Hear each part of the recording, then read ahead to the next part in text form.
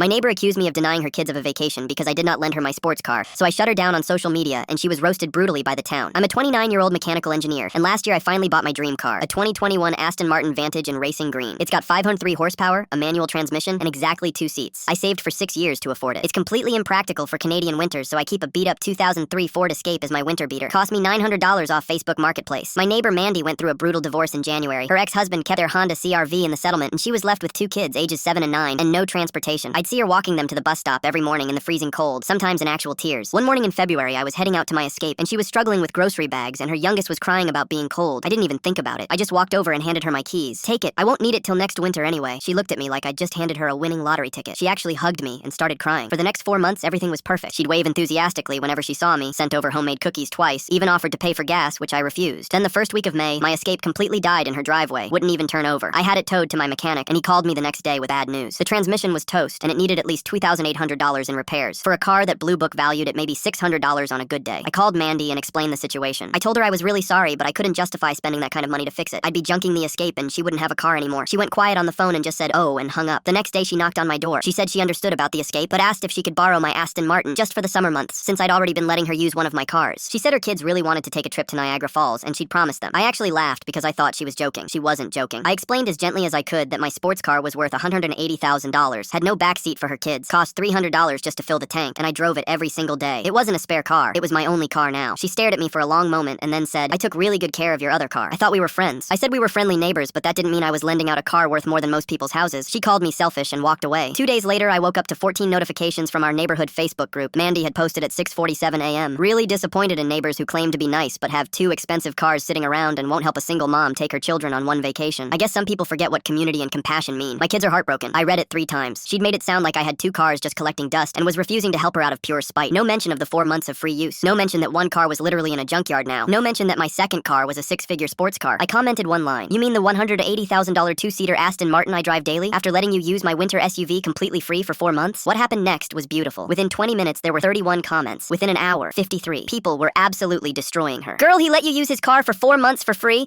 and you're mad he won't lend you a sports car worth more than my house?" The audacity is genuinely insane. You want him to lend you a car that costs $180K so your kids can go to Niagara Falls? Take a bus. This is the most entitled thing I've ever read in this group. Someone even posted a photo of my Aston Martin from the community car show last summer with the caption, "Would you lend this to someone who thinks you owe them?" My favorite comment was from an older woman who wrote, "Honey, I've been in this neighborhood for 34 years. This young man gave you his car for months expecting nothing. You should be thanking him, not trashing him online." Mandy deleted the post 18 minutes after my comment. Then she deleted all her comments. Then I'm pretty sure she deleted her entire account because I can't find her profile anymore. She hasn't made eye contact with me since. When I pull out of my driveway in the Aston Martin, she suddenly has something urgent to do inside her house.